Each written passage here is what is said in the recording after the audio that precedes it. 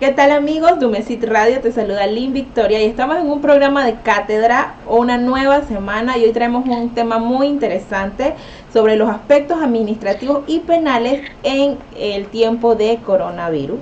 Pero hoy me acompaña el profesor Ogami Rivera, el profesor Juan Ramón Escala y el profesor Adif García. Hoy vamos a tener un programa bastante controversial con este tema y también para aclarar algunas cositas que a veces como que se nos escapan sobre estos aspectos. Profesores, ¿cómo se encuentran? Muy bien, gracias. Saludos. Muy bien, gracias. Saludos. Profe Ogami, ¿usted? ¿Cómo anda todo, Lynn? Saludos, bendiciones, espero que todos se encuentren bien en estos momentos donde realmente el país se encuentra atravesando una crisis, bueno, más que el país, el mundo entero se encuentra atravesando una crisis bien difícil. Y bueno, desde Cátedra, nosotros dando nuestro aporte, le prometimos a Lynn que Cátedra no iba a desaparecer, que iba a persistir en el tiempo, pese a las circunstancias, así que aquí está.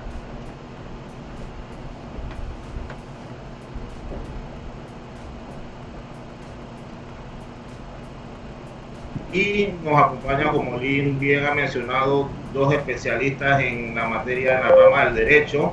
Pareciese que el tema del coronavirus fuese un tema eminentemente de salud, pero hay aspectos jurídicos muy importantes que siempre destacan. Por ejemplo, la semana pasada que estuvimos con el tema de derecho laboral, no me dejará mentir, Lynn, que fue bastante amplio. Claro. La participación del profesor Guillermo como la del profesor Castillero. Así que y hoy vemos otro enfoque, que es el tema del derecho administrativo, mezcla con el tema del derecho penal, con respecto a diferentes situaciones que se pueden dar en tiempo del coronavirus. Le cedemos primero la palabra al profesor Adif para nuestro primer segmento, conociendo a los invitados. En esta ocasión, bueno, me acompaña el profesor Adif García y demás está que yo le diga su perfil, profe, así que le cedo su palabra para que nos explique académicamente cómo se ha desarrollado este proceso. Ok, muy buenas tardes. Agradezco la oportunidad por esta novedad de sistema de difusión de información. Precisamente es la primera vez que participo en el programa Cátedra e incluso la primera vez que realizo un tipo de esta llamada que me parece muy... Estamos innovando acá con el Skype. No, sí, innovando definitivamente, y aplaudo esa proactividad de parte de Umesit, del coordinador y también de usted como presentadora, ¿no? Ya dentro de lo que es la familia Umesit, yo ya tengo aproximadamente 3 años, creo que no los llevo contados, 3 o 4 años de estar dando clases de manera bastante ininterrumpida. Generalmente mi inclinación profesional siempre es al área del derecho penal, porque precisamente mi labor profesional se desarrolla dentro de lo que es el Ministerio Público. Actualmente pues estoy desempeñándome como fiscal adjunto en la Subsecretaría General de la Procuraduría General de la Nación, que es el despacho superior del Ministerio Público. Básicamente nuestra función es de instrucción sumarial de causas penales. En ese despacho, en la generalidad de los casos, pues se ven delitos tales como delitos contra la administración pública y solamente restringido a lo que sería la calidad funcional de los funcionarios públicos que podemos observar, ya que el Procurador General de la Nación, según el artículo 39-40 del Código Procesal Penal, solo tiene bajo su atribución investigativa la posibilidad de generar causas directamente instruidas por él como procurador contra ministros de Estado, viceministros, el Contralor General de la República, magistrados de tribunales superiores, directores de entidades autónomas y semiautónomas. No quiere decir que todos los demás no se investiguen, sencillamente es otro despacho específicamente las demás secciones y fiscalías del Ministerio Público que dirimen las investigaciones de los demás funcionarios o de demás personas en general, ¿no? Vuelvo y repito, el despacho en el que yo estoy se restringe solamente a estos tipos de funcionarios de investigaciones penales. Dentro del Ministerio Público, pues gracias a Dios hemos tenido la oportunidad de estar a lo largo ya de básicamente 10 años, con un lapso intermedio ahí en la policía, acompañando las labores precisamente con el profesor Ogami en asesoría legal de la policía. pero la mayoría del tiempo pues he estado en el Ministerio Público y no solamente me he desempeñado en este despacho, sino también en Fiscalía de Adolescentes, en las Fiscalías Superiores, Consejo Disciplinario, que era investigaciones disciplinarias internas y bueno, pues profesionalmente la docencia ha sido parte también de mi continua capacitación. Tengo una maestría en Derecho Comercial, una maestría en Derecho Procesal Penal y Penal, penal acusatorio y pues, el posgrado en docencia también, ¿no? Y algunos otros seminarios y cursos, pero no los vamos a aburrir con eso. Aclarar al público en general, cuando usted se refiere a instrucción sumarial, ¿a qué se refería, profe? Sí, bueno, es por decirlo así, la manera técnica de denominar la investigación penal por la presunta comisión de un delito, indistintamente de quién lo haya podido perpetuar, ¿no? Y solo para ampliar un poquito en la otra parte, cuando habla de los delitos contra la administración pública, por ejemplo, ¿qué tipos de delitos pudiese abarcar esa figura? Cualquiera circunstancia que dentro de una institución pública o que de pronto sea descentralizada también, pero que tiene participación estatal, se manejan bienes, dinero, objetos del Estado y que de una u otra manera se puede ver afectada la administración pública. Precisamente el bien jurídico protegido, hablando técnicamente del delito contra la administración pública, es la administración del Estado, la buena administración del Estado. Entonces, cualquier funcionario que en el ejercicio de sus funciones pueda haber afectado lo que es el bien público, la cosa pública, entonces puede ser susceptible de una investigación penal precisamente por esa gestión o mala gestión. Justamente entonces serían casos de corrupción, peculado, en ese sentido, en ese norte. Algunos de los delitos estamos hablando de malversación de fondos, corrupción de funcionarios públicos, corrupción privada también, porque no solo los funcionarios son susceptibles de corrupción, abuso de autoridad, infracción de los deberes de los servidores públicos, tráfico de influencias, algunos otros similares, pero todos dentro del paraguas de delitos contra la administración pública. Excelente, profe. Le cedemos entonces la palabra al profesor Escala para que se presente de igual manera, profe. Ok, se escucha bien, ¿no? Sí, correcto. Correcto. Ok, muy bien. Bueno, mi nombre es Juan Ramón Escala, abogado. También ejerzo la docencia desde el año 2016. Actualmente me desempeño como profesor en la Universidad Latina de Panamá y en la UNESID.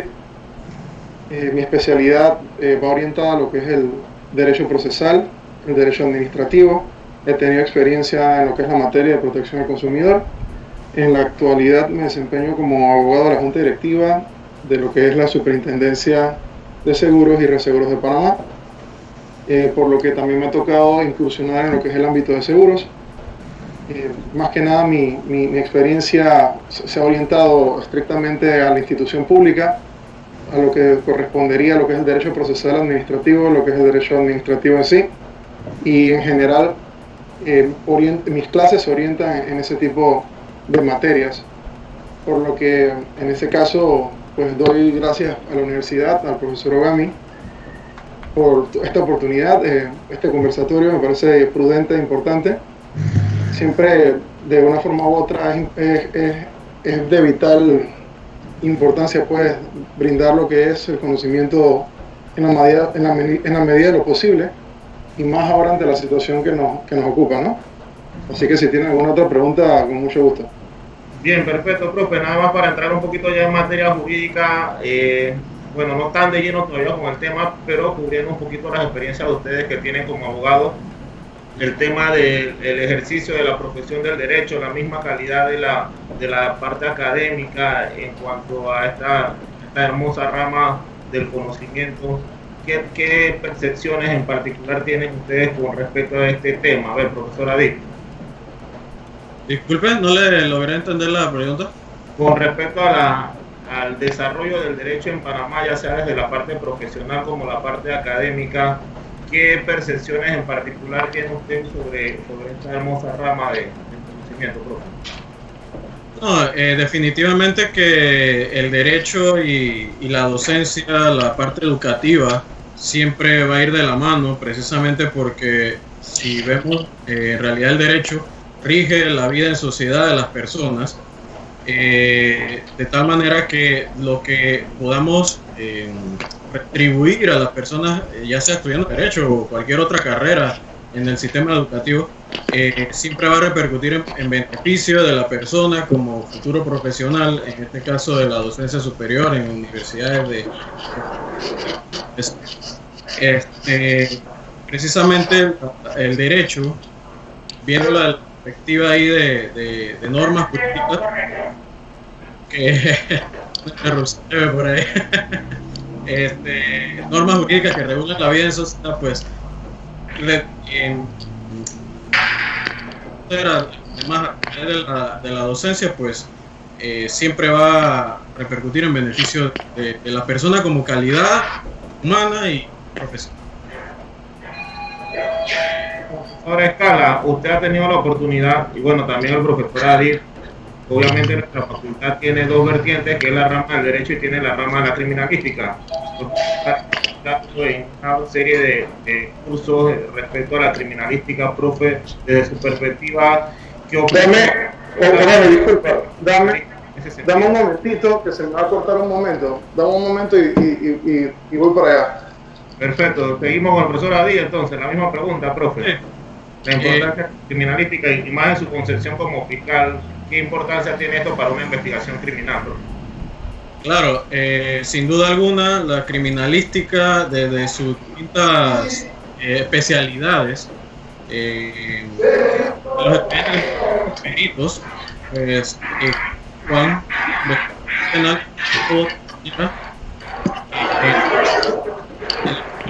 se lleva a cabo. Creo que puede ser el micrófono del profesor Escala. Sí, creo que sí.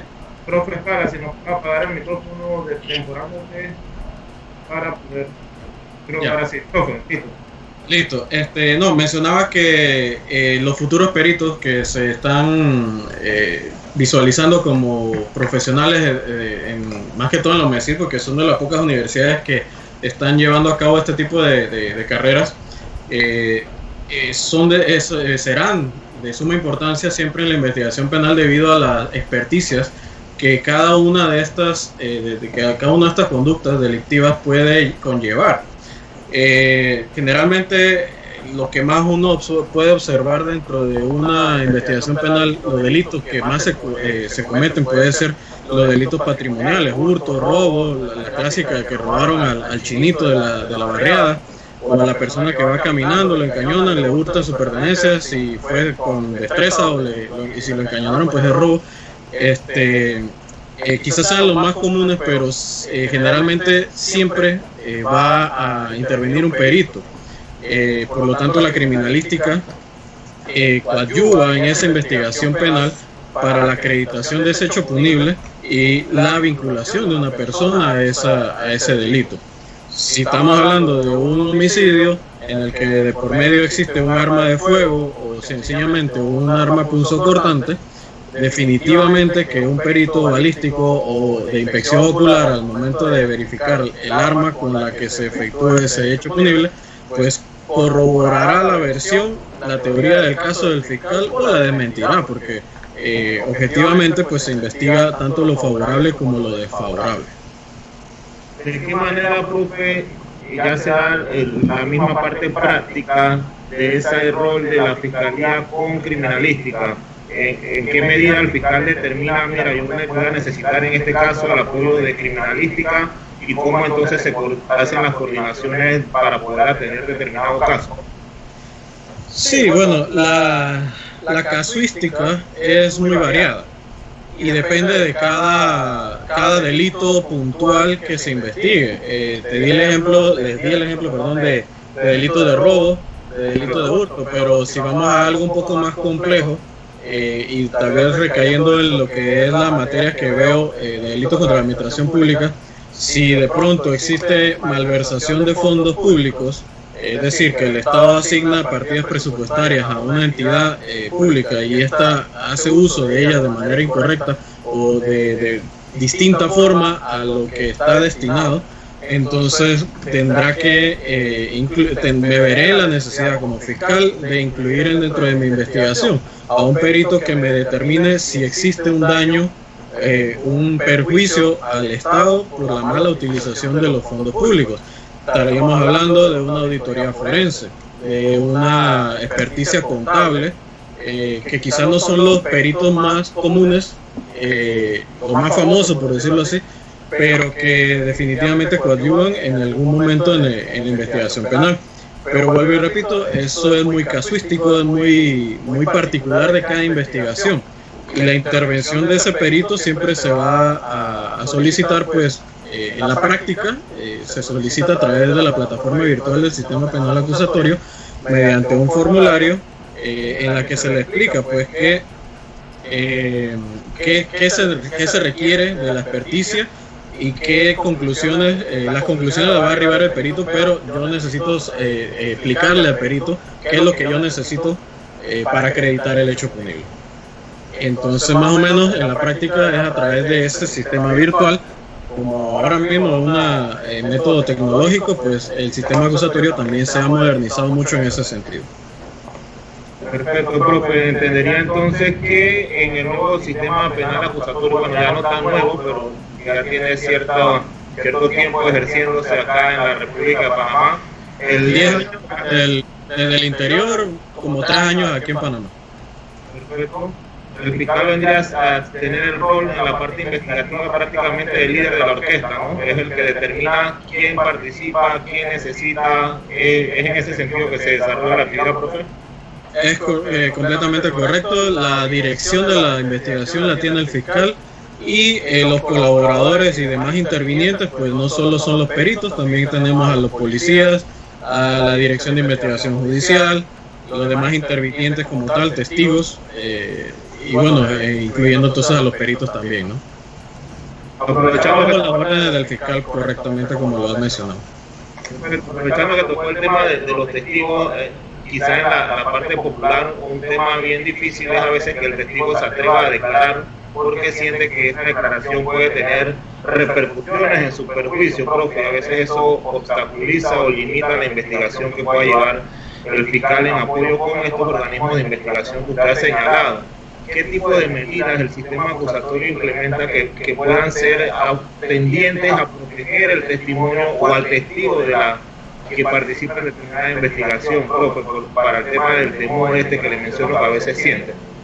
Sí, claro. Bueno, lo primero que puedo mencionar es que definitivamente el Ministerio Público siempre alienta a las personas a denunciar si son víctimas de un delito, no solo cuando son víctimas, sino cuando también colaborar con el proceso en sí, para poder que se acredite un delito y la vinculación de una persona. Dentro de la norma del Código Procesal Penal, pues efectivamente está la obligación de las personas, y no solo las personas físicas, sino también jurídicas y entidades en general, de colaborar con la investigación. No es solo que el testigo lo citemos y si no quiere decirlo su versión, pues no es que lo podamos obligar. Está bajo juramento en el momento en que esté frente a un juez, cuando en la etapa de audiencia oral, pero definitivamente es que sí existe una obligación legal de brindar una versión. Ahora, la otra parte de su pregunta, respecto a la protección que pueda tener por el temor que algunas personas, definitivamente en algunos casos no es infundado, es un temor bastante real, tangible, de estas personas que quizá en un ambiente social conflictivo en el que se desenvuelven, se ven amenazados o posiblemente amenazados. Quizás no existe una amenaza ya realizada como tal, pero sí la susceptibilidad de existir esa amenaza. Pues el Ministerio Público sí tiene una unidad de protección a víctimas y testigos. En esta unidad de protección a víctimas y testigos, pues se pueden adoptar ciertas medidas para que prevalezca la salud y la vida de estos ciudadanos que pues colaboran con la justicia. Tenemos desde reubicaciones familiares, claro, todo esto conlleva e implica presupuesto del Estado, y que generalmente pues no siempre nos acompaña, pero en la medida de las posibilidades, la unidad de víctimas y testigos siempre está con un acompañamiento a la víctima o al testigo que lo requiera. Y este acompañamiento no solo es de este tipo de medidas de reubicación física, sino también de psicólogos, psiquiatras, de tal manera que puedan colaborarle a esta persona para sobrellevar lo que le está aconteciendo, ¿no? Bien, profe, como hicimos la introducción, ya viendo quizá la parte introductoria, el programa también tiene una perspectiva, un enfoque hoy con lo que tiene que ver tanto el derecho administrativo como el derecho penal en estos tiempos donde nos encontramos en crisis por el famoso tema del COVID-2019. Entonces, profe, desde su enfoque como abogado, desde el enfoque administrativo. Saludos, profe. Sí, disculpen que recibí una llamada casualmente. Disculpe, tú habías hecho una pregunta hace un momento sobre la relación del derecho con la criminalística. Ya la puso el profesor Adi, tranquilo, profe. Ok, no necesitaba nada más, ¿no? Nada adicional, ok, perfecto. Vamos para allá, profe, ya hago la consulta, termino de hacerle la pregunta al profesor Adi y pasamos con usted de una vez.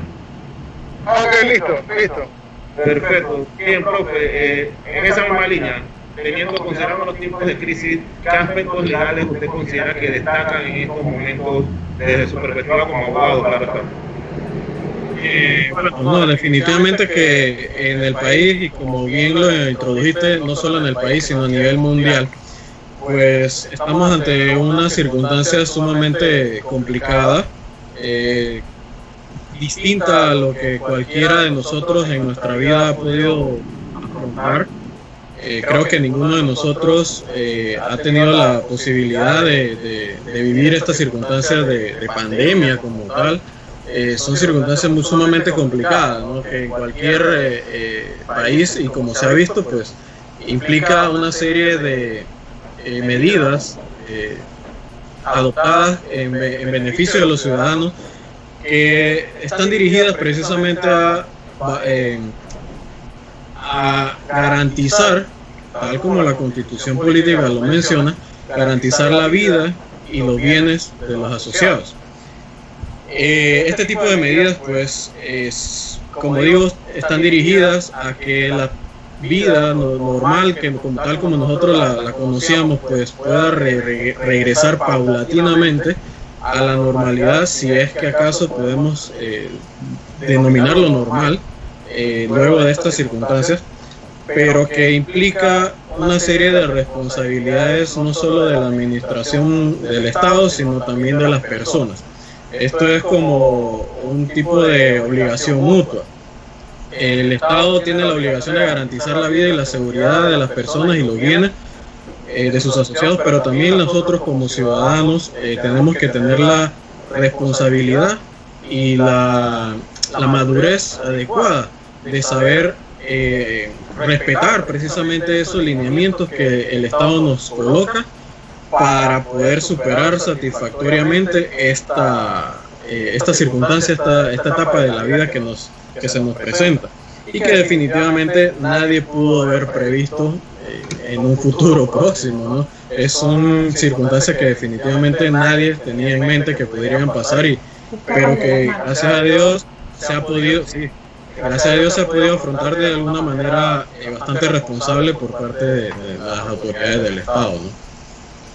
Perfecto, profe. Dentro de su experiencia académica, usted incluyó el tema del derecho comercial. Nada más un pequeño enfoque desde la parte empresarial, la parte de la actividad comercial como tal. ¿Qué repercusiones legales o qué temas legales usted piensa que destacarían en ese sentido? No, definitivamente que desde esa perspectiva comercial, aun cuando no es muy fuerte, pues impacta de manera bastante significativa todo lo que es los comerciantes menores, más que todo, ¿no? Las pequeñas y medianas empresas que quizás estaban comenzando a surgir de su negocio familiar, de su pequeña inversión, y bueno, definitivamente que al ver suspendidas sus labores, sus ventas, de una u otra manera tiene que verse afectada a la persona. Ahora, dentro de esas medidas que también hablaba que el Estado ha adoptado, pues vale advertir la moratoria, que la moratoria fiscal tengo entendido que todavía no ha sido sancionada por el presidente, pues si llegara a suceder, pues definitivamente colabora con aquella persona natural o jurídica que declara renta, declara impuestos y que en este momento pues no está generando ninguna ganancia. También hay otro tipo de medidas laborales que creo que ya las tocaron en el programa anterior, de la suspensión de contratos y todo ese tema, ¿no? Que pues afecta al trabajador, pero también hay que ver desde ambas perspectivas, tanto el empleador como el trabajador. Si el empleador no genera, ¿cómo le va a pagar al trabajador, verdad? Entonces son medidas que definitivamente de una u otra manera el comercio nacional e internacional se verá afectado a largo y a corto plazo, pero que de manera responsable pues deben las autoridades adoptar las medidas necesarias para que en efecto las personas no se vean grandemente afectadas, ¿no? Perfecto, profesor Escala, aprovechando que ha retomado la comunicación, la pregunta sería desde la perspectiva o el enfoque del derecho administrativo, profe, ¿qué tipo de elementos o actividad jurídica tendría a ser la predominante en estos momentos o que tiene importancia en estas situaciones de crisis? Ok, respecto al derecho administrativo como tal y el enfoque de lo que estamos viviendo, como lo ha dicho el profesor Adil García, estamos en una situación, un momento que es inédito para nuestra generación. Nosotros, en lo que hemos vivido jamás, habíamos estado en una crisis de esta magnitud. Hay que tener en cuenta que en otros países han tenido guerras, han tenido atentados, han tenido situaciones duras que han puesto a la nación también a afrontar grandes crisis y situaciones que los sacan de su enfoque o de su entorno corriente. En Panamá no habíamos tenido una situación de esta clase, menos en temas de enfermedad. Así que por el momento todo lo que está ocurriendo es inédito. Al día de hoy, 22 de abril, a ciencia cierta no se sabe cuándo la situación puede acabar. Por tal razón, todas las medidas que puedan aplicarse tienen que hacerse de la manera más contundentes y firmes. Y yo soy honesto y lo comparto con ustedes en este programa, es que el éxito de nuestro país, el éxito de nuestro sistema está orientado y estará, ¿cómo se llama? Y estará asegurado dependiendo del nivel de disciplina que tengan los ciudadanos. Eso es una realidad, señores. Dependiendo del nivel disciplinario que tengan los ciudadanos, entonces de esa manera podemos decir si podemos salir victoriosos o nos puede causar mucho más problemas y mucho más retos en la situación que estamos viviendo. Desde el enfoque administrativo como tal, en materia jurídica, primero que nada hay que decir las cosas. Las autoridades han tomado decisiones en firme y de forma gradual para efectos de tener control de la ciudadanía en el sentido que no hayan más contagios. ¿Para qué es necesario que no haya más contagios? Para que el sistema de salud no colapse. Si el sistema de salud se ve comprometido, es ahí donde lamentablemente estaríamos en una situación mucho más compleja. Entonces es importante para la ciudadanía acatar en estricto derecho lo que son las normas, las órdenes y instrucciones que emitan las autoridades pertinentes en la materia que nos ocupa. Entonces, en ese tema, siendo las autoridades obviamente instituciones del Estado, ahí entra finalmente lo que es la rama del derecho administrativo, toda vez que es aquel conjunto de normas jurídicas que regula la relación del Estado con sus particulares. Entonces, realmente lo que estamos viviendo fuertemente en todas las conferencias de prensa, que día a día emiten un decreto, que día a día emiten, comunicaciones, regulaciones y todo lo demás, es totalmente derecho administrativo. O sea, el derecho administrativo no ha acabado. Las instituciones públicas, muchas de ellas se mantienen activas, o la mayoría de ellas se mantienen activas casualmente para responder a los requerimientos de la ciudadanía, porque es un deber, una instrucción legal que tiene todo servidor público simplemente porque todo servidor público tiene que hacer lo que la ley le indica. Entonces, de esa manera es importante recalcar, y lo vuelvo y lo menciono porque me parece de trascendencia, que el ciudadano sea disciplinado. De ahí realmente va a depender, va a depender la victoria para todos nosotros. Y para ese aspecto uno puede hacer un cotejo internacional de qué es lo que está pasando en otros países. Entre menos acatan las medidas, las consecuencias son más graves. Entre más se acaten las medidas, las consecuencias.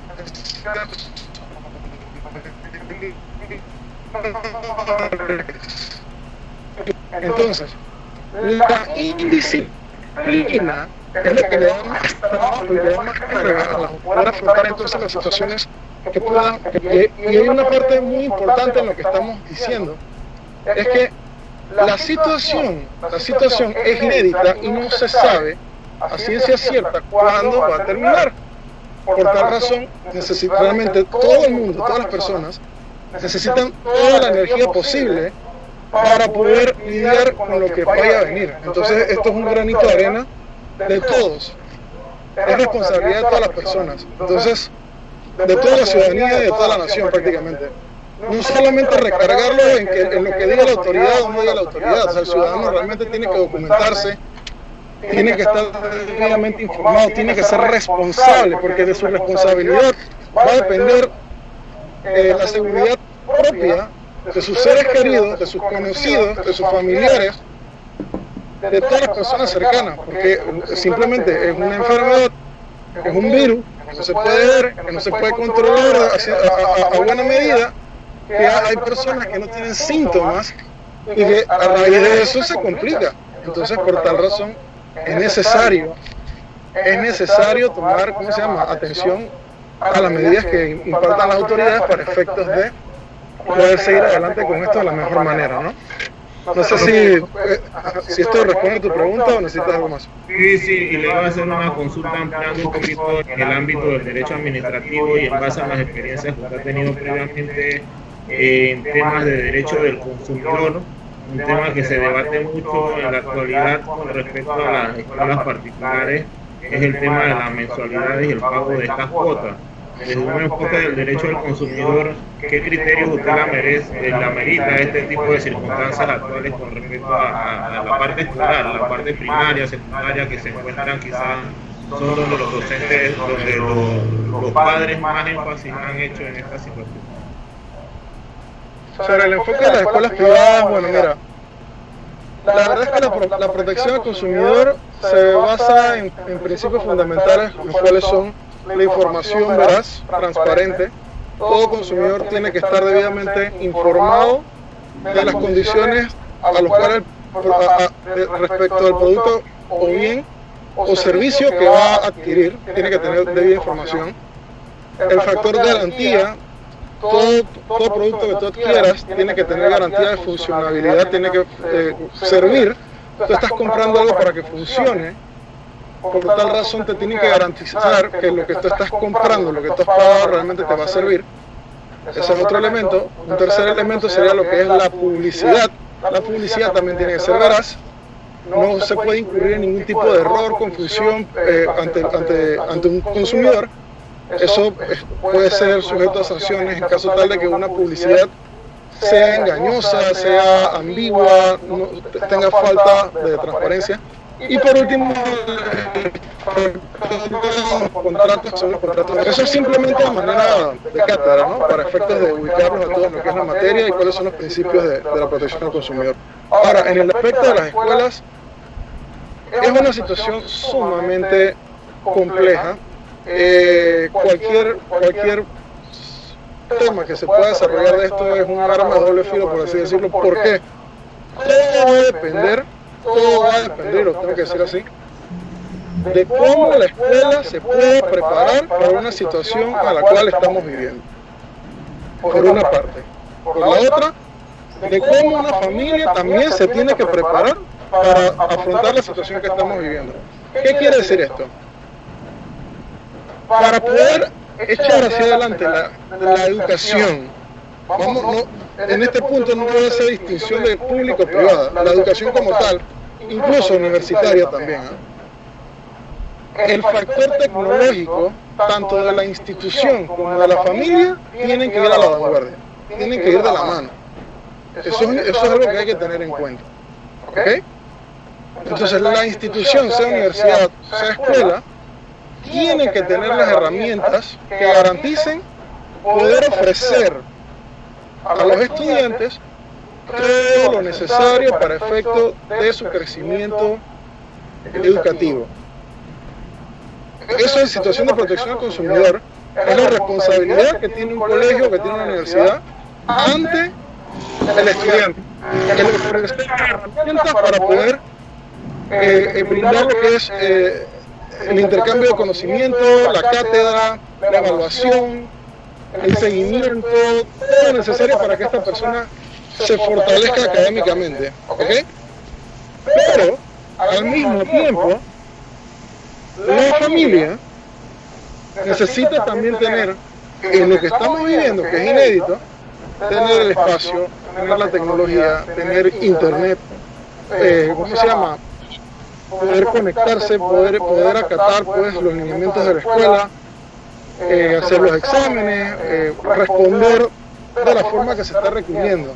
Eso es un esfuerzo grande para la familia, eso hay que tenerlo en cuenta, porque es un esfuerzo grande. Prácticamente tienes que destinar una computadora por estudiante, prácticamente. Eso es una realidad, no todas las personas pueden afrontar ese costo. Claro que sí. Prácticamente. A ese mismo tema que está abarcando, si algún ciudadano no llega, digamos, a un acuerdo con el colegio en la parte financiera, etcétera, y quiere hacer una reclamación en materia de consumidor, ¿qué procedimiento debería realizar el ciudadano en esos casos? Disculpa, enfócalo, ¿no? Dilo, ¿no? Para el tema del procedimiento que debe realizar el ciudadano si se siente afectado de alguna manera en materia de consumidor, ¿cuál sería el procedimiento para que el ciudadano presente la queja, la denuncia en este supuesto? En materia de protección al consumidor, la verdad es que existe lo que es la Autoridad de Protección al Consumidor.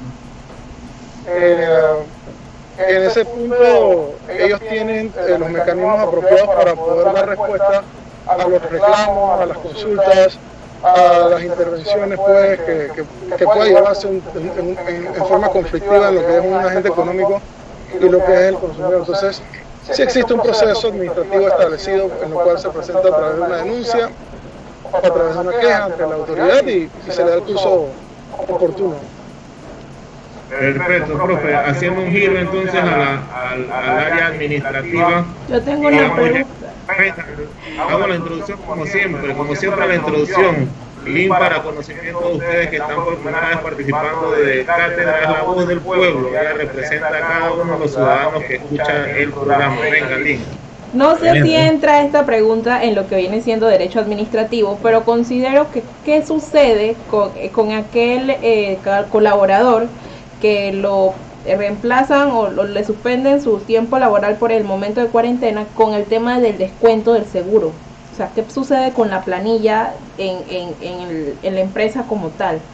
No sé si entra o si era parte del derecho laboral, pero hablando administrativamente, o sea, con el seguro y las empresas, ¿cómo pasa con el tema del descuento? Bueno, para responder eso, si el contrato está totalmente suspendido, no debería haber ningún tipo de descuento en ese sentido. Y si es temporalmente, por el tema de que igual se suspende.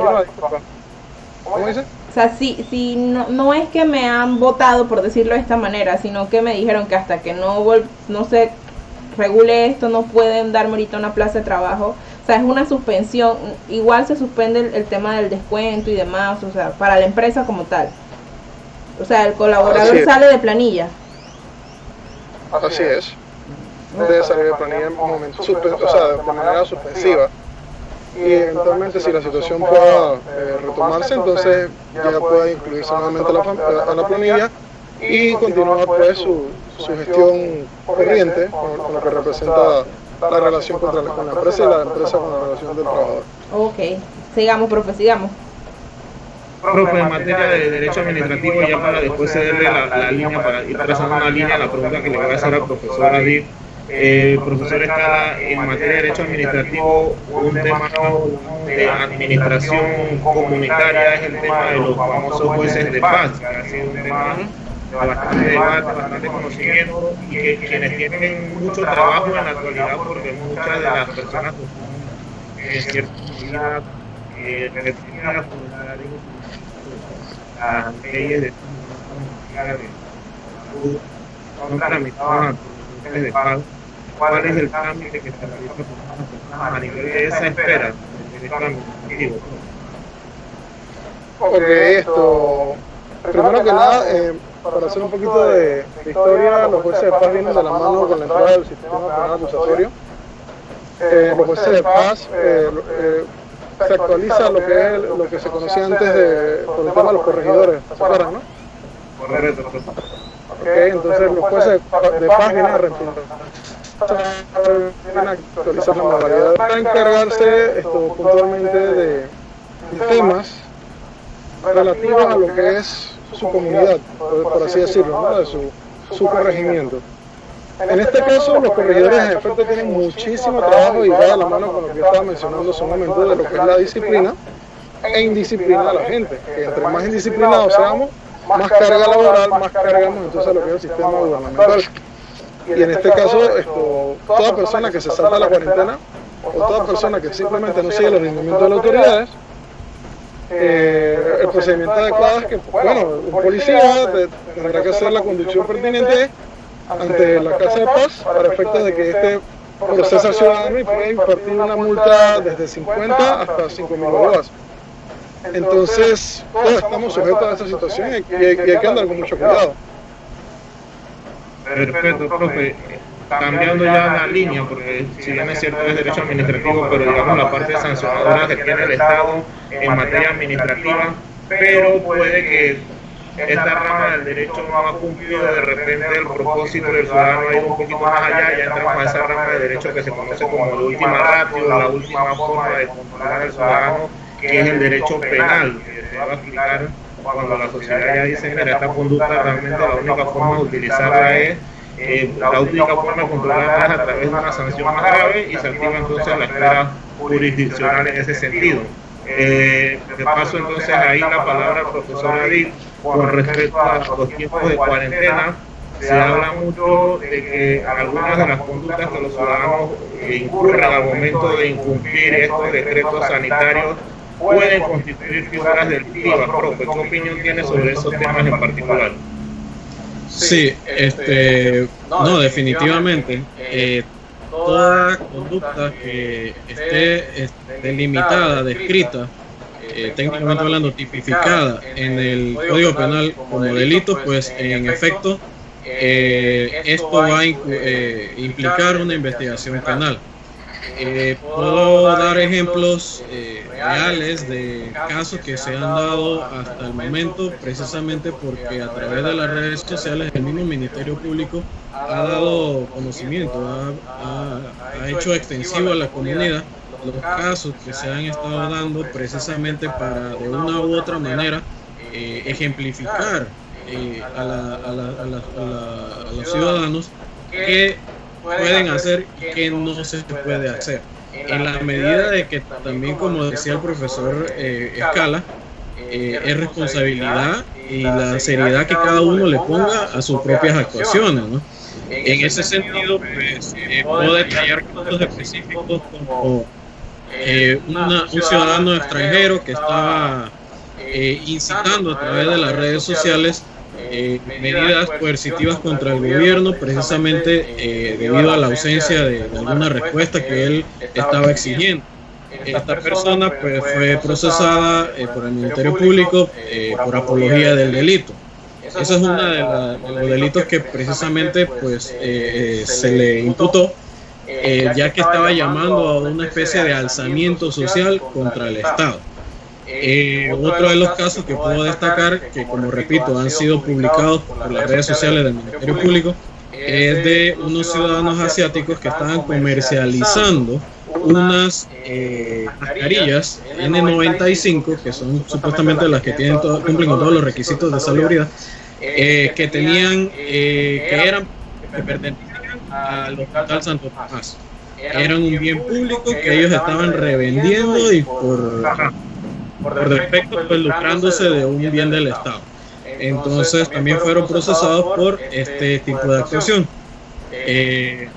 Eso fue delito de la administración pública. Otro caso que puedo mencionar es una persona que aparentemente estaba vendiendo legumbres en su vehículo por la vía pública. Unos policías, agentes policiales lo observan, lo abordan, porque definitivamente lo abordan debido a que la cuarentena dispone pues que no todos debemos estar en determinado momento. Precisamente al ser abordado, el señor proporciona un salvoconducto, y al ser verificado este salvoconducto pues se mantenía con el sello y la firma falsificadas. Esto significa que estaba incurriendo en un delito contra la fe pública, falsificación de documentos en general. También ha habido otro tipo de conductas penales más comunes, como los hurtos, los robos, los homicidios, que también se han conjugado al momento de realizar la imputación por parte de los fiscales de la sección de decisión y litigación temprana con el delito contra la seguridad colectiva, específicamente el de salud pública. Me permito citarlo directamente del Código Penal, es el artículo 308, que es el específico que se está aplicando a toda persona que viole las normativas dispuestas por el Ministerio de Salud en cuanto a la cuarentena y a las medidas de salubridad. El artículo 308 dice: quien propague una enfermedad peligrosa o contagiosa para las personas o infrinja las medidas sanitarias adoptadas por las autoridades competentes para impedir la introducción o propagación de una enfermedad, será sancionado con prisión de 4 a 6 años. Si se trata de una enfermedad contagiosa, la pena será de 10 a 15 años de prisión. Por tanto, si podemos desglosar la conducta penal de esta norma, estamos viendo que no solo es quien propague una enfermedad peligrosa, sino quien también infrinja medidas sanitarias adoptadas por las autoridades competentes. En este momento nosotros nos estamos rigiendo el tema de la cuarentena y de las restricciones de libertades a través del decreto 507 del 24 de marzo de 2020, debido precisamente a esta circunstancia del coronavirus llamado COVID-19. En esa circunstancia, pues es una directriz emanada de la autoridad competente, específicamente el Ministerio de Salud, que establece lineamientos de conducta a los ciudadanos en general, restricciones del comercio, restricciones de movilidad en la ciudad, con base a horarios, con base a número de cédula, y quien incumpla pues precisamente está cometiendo la parte de infringir medidas sanitarias adoptadas por las autoridades competentes, por lo cual puede verse afrontado a una pena de prisión de 4 a 6 años, esto en la modalidad simple. Porque si estamos hablando de una enfermedad contagiosa, como en efecto estamos ante una enfermedad del coronavirus, es altamente contagiosa, la pena será de 10 a 15 años de prisión. Por lo tanto, el derecho penal, si bien es como bien lo dijo el profesor Gami, es de última ratio, conforme al artículo 3 del Código Penal, debe ser la última opción que debe adoptarse para poder corregir la actuación de los seres, de los ciudadanos asociados dentro de un Estado de Derecho. Pues en este momento se ha visto la necesidad de adoptar este tipo de norma penal que ya existía, no es que ahora se creó, sino que ya existía dentro del capítulo de delitos contra la salud pública, para poder corregir esto ya desde la vertiente represiva o preventiva, ante la amenaza de la sanción preventiva, ante la comisión del hecho ya represivo, pues la intervención del derecho penal se ha visto en la necesidad de ver cómo corrige precisamente esa actuaciones contrarias a derechos de estas personas. En el caso del señor que falsificó el salvoconducto, en el caso de los que vendían las mascarillas, o sencillamente la persona que sale de su residencia en un horario que no le corresponde, ya está atentando contra la salud de los demás asociados. También puedo mencionar otro caso, si lo recuerdan, el señor de Curundú, que le violentaron su negocio, le saquearon su tienda. Las personas que fueron aprehendidas por este hecho están siendo investigados no solo por delitos patrimoniales, hurto agravado en este sentido, sino también por delitos contra la salud pública, específicamente este artículo 308, porque al estar fuera de su residencia ya está atentando contra la salud de los demás, al verse la posibilidad de que propague esta enfermedad contagiosa. Y pues ahí vemos que los bienes jurídicos protegidos no son solo el patrimonio particular de la persona, sino también los de todos nosotros, porque estamos siendo expensos a que nos contagien de una enfermedad que nosotros no, los que nos quedamos en casa, los que pues tenemos la suerte de quedarnos en casa, no estamos enfrentándonos, ¿verdad? También hubo un caso de una gallera clandestina que estuvieron haciendo pelea de gallos.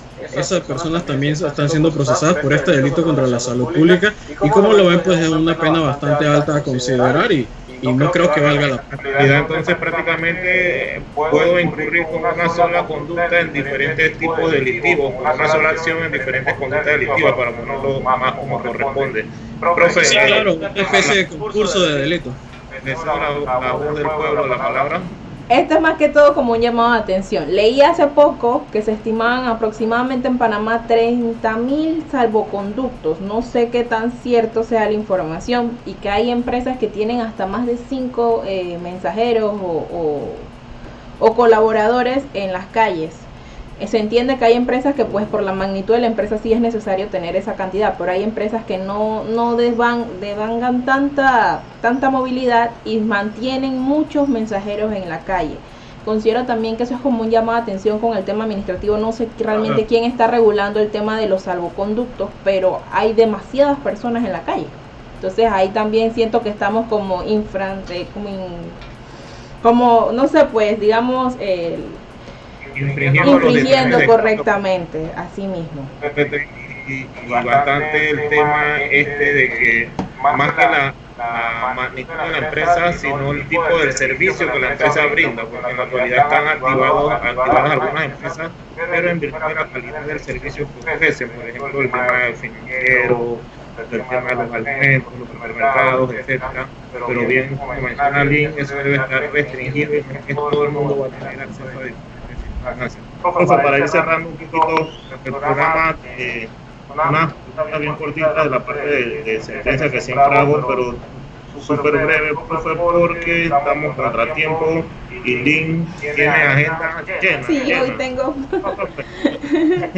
Rapidito, nada más en esa misma línea, lo último que mencionó Lynn, algunas recomendaciones legales a la ciudadanía en estos momentos, profe, una respuesta precisa. Sí, bueno, definitivamente que es un llamado de atención a la ciudadanía a que seamos responsables.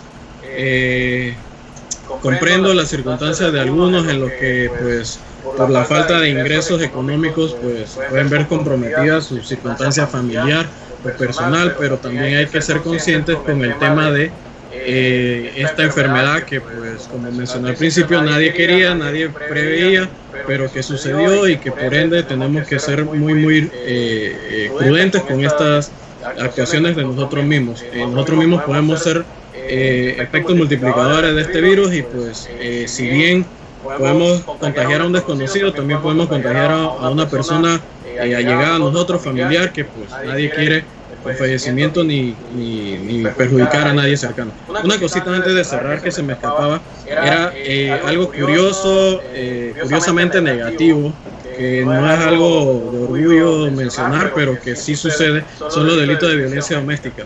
En estas circunstancias de confinamiento, en el Ministerio Público, durante el mes de marzo tenemos una estadística de 1.286 denuncias contra por orden jurídico familiar del Estado civil, maltrato al menor o violencia doméstica comúnmente mencionado. Por ende, es obvio que la convivencia familiar, pues en algunos casos puede llegar a ser complicado, pero también es en esa parte el llamado de atención que digo, a ser prudentes, a ser pacientes, a poder conversar en familia, a poder dialogar, a poder resolver los conflictos de manera pacífica, ¿no?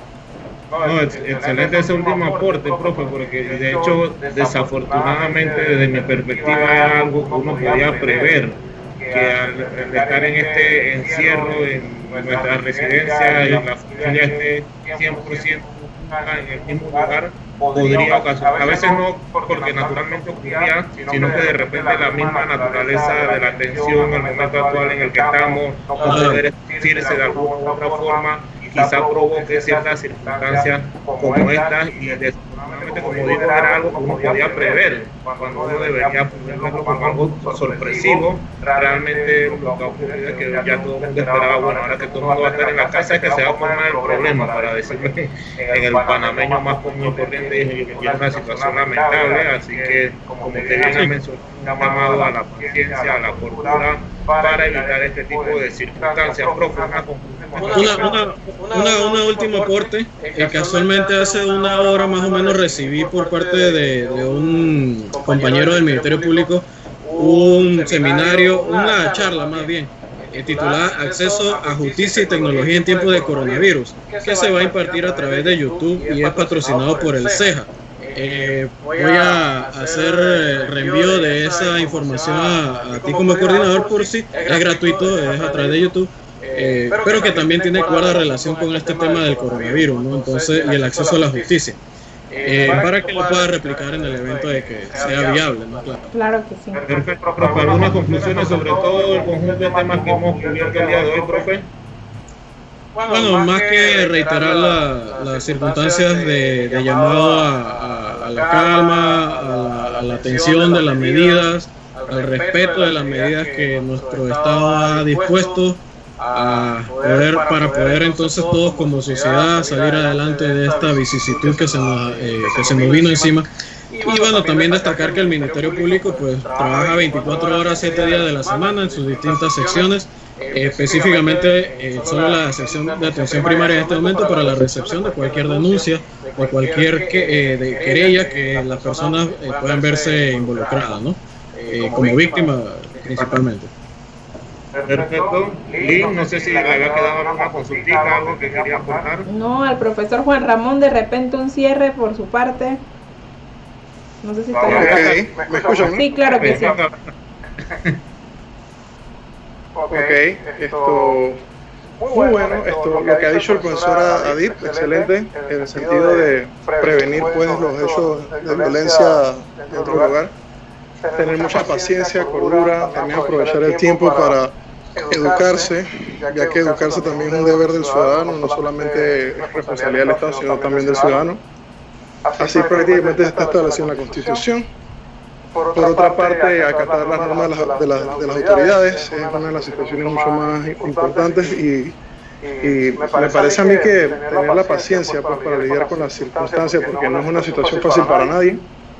Tener la paciencia para poder convivir en familia, para poder convivir ante los problemas que surgen todos los días, puesto que son muchos problemas que van surgiendo a nivel que va pasando la situación. También se va complicando un poquito a veces los temas, pero bueno, echar hacia adelante en ese sentido, no rendirse en ese punto ni caer en un tipo de abandono o desgaste. Por otra parte, pues para la universidad, sus docentes, pues aquí estamos de la manera de lo posible, compartiendo nuestro punto de vista, nuestro conocimiento, en la medida que sea requerido, con mucho gusto, podemos volver a tener otra conversación, simplemente nos comunican y si estamos pues al tiempo oportuno, con mucho gusto entonces los vamos a atender. Yo sí, en el enfoque administrativo simplemente le pediría pues a los oyentes que le pongan mucha atención a los decretos, que le pongan mucha atención a la normativa que está saliendo, no dejen de preguntar si tienen alguna duda respecto a lo que aparezca en términos jurídicos, que todo esté debidamente claro y que esté debidamente actualizado, porque estamos en una situación que la normativa va cambiando de forma muy rápida, ¿no? Entonces lo que hoy está regulando ya mañana puede cambiar, hay que estar siempre actualizado, no perder el norte en ese sentido. Ese sería mi punto de vista, ¿no? Perfecto, profe, excelente el aporte de cierre que nos han brindado tanto el profesor Adil García como el profesor Juan Ramón Escala, en el sentido de, y sobre todo en esta parte de estar actualizado, hay que estar muy pendiente de las diferentes redes sociales y de los diferentes medios de comunicación, toda vez que por día se van tomando decisiones gubernamentales de importancia, como que de repente hoy podemos salir y ahora a las 6 de la tarde nos cambian el orden de salida o nos restringen alguna, entonces no podemos estar desvinculados de esa realidad, porque hay situaciones gravísimas como las que ha mencionado el profesor Adil García, que se puede incurrir inclusive en conductas delictivas, y ya han visto la cantidad o el tiempo de las penas que rondan hasta máximos de 15 años de prisión. Entonces, mejor estar bien informado, bien documentado antes de incurrir en diferentes conductas delictivas. Así que tratar de quedarse en casa, como fue el aporte del link. Si no es necesario que usted salga, no lo haga. Al empresario lo mismo, si no es necesario utilizar determinados salvoconductos, también tomar esa medida de precaución. Y bueno, espero que haya sido del agrado de todos el enfoque tanto de una perspectiva del derecho penal como el derecho administrativo que hemos tenido el día de hoy. Palabras de cierre, Lynn. Bueno, agradecida de verdad con todos ustedes por esta excelente, de verdad, este excelente conversatorio con estos temas que creo que todos son muy importantes resaltarlos.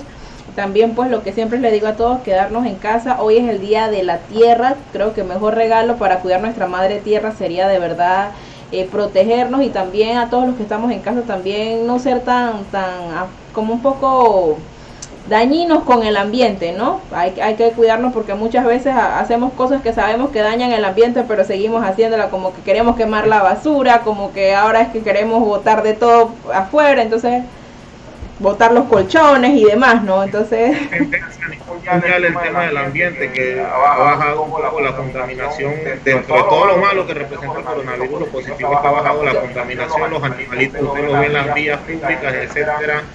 Claro que sí, así que de verdad a cuidarnos todos, y bueno, esperemos que tengamos otro programa más de cátedra, quedarnos en casa, y saludos y que pasen buenas tardes.